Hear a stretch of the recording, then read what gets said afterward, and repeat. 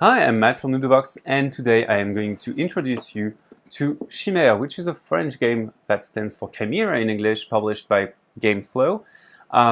It is a game that plays with 2 to 6 players, ages 8 plus, for games that last around 30 minutes. So in this game, we are wizards competing to build the most beautiful chimeras. So we are going to hold 3 contests to build chimeras with a few criteria, because we have to satisfy them to please the audience.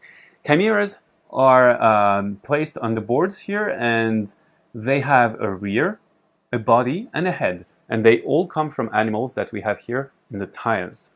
So on the animal tiles, we have, so here it's the back of a rhino. We have the symbol of the rhino, its name, a picture of him. And we have its characteristics here. So it's heavy by 2 symbols, and it's also a bit aggressive with 1 symbol. These will help satisfy the criteria on the board. So the game plays simultaneously. There is no player turn and no turn order. It plays in 3 phases. First, we are going to create the chimeras. Then we will rearrange them to match the criteria better, let's say.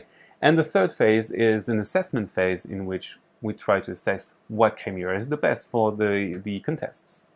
So the first phase is the building phase. Every player at the go would take tiles and place them. Once you have drawn a tile, you can place it, and you have to place it before drawing another tile. If I draw the back of the rhino, I can place it in my own board, so I can choose a free space to place it onto, or I could place it on another player's board if it's not full. So, for example, if I think it will go badly on this chimera, I would place it here, and that would be perfect. Then I can draw new tiles, etc. Once every space on the boards is full, this phase stops. And then we move onto the recreation phase, the rearrangement phase. So again, it will be in limited time and in real time. There is no turn order. Starting at the go, the players can move around the pieces of the chimeras. Because the other players may have meddled with their chimeras, and there is a rule about the chimeras. They should not include twice the same animal. So for example, if I had this chimera with 2 parts of a squirrel and the head of a dragonfly, that wouldn't work. It is not a suitable chimera for a contest. So what I should do is probably remove a part from the squirrel and replace it with, I don't know, the back of the lion, because why not? And I have a very suitable chimera there, because I don't have twice the same animal. Once the first player is done doing this, he would flip the hourglass, and this is the remaining time for the other players.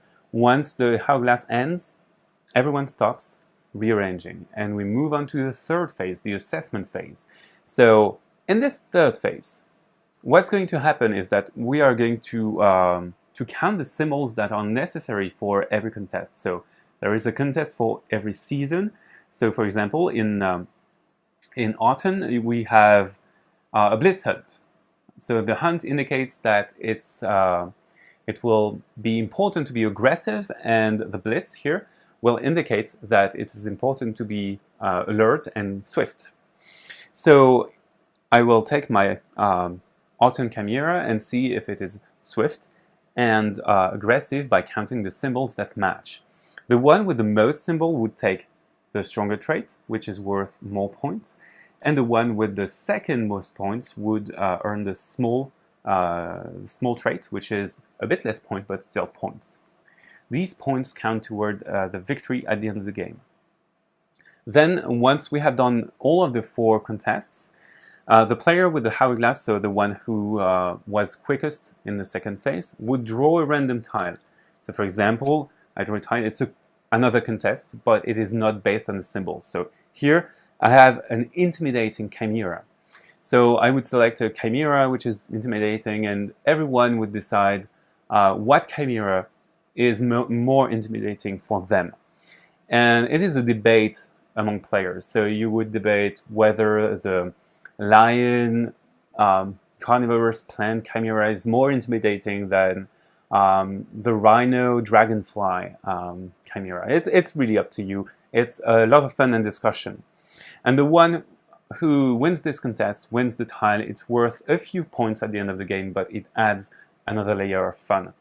Once we have done this, we remove the tiles that we have here. We would have won all of the contests here, so these are the players. And we put new contests, and we can start another round of the game. The game plays in 3 rounds, and after 3 rounds, you just add up the score tiles that you got, and that's the end of the game. The one with the most victory point wins. So now you know how to make fantastic animals, so go ahead and play.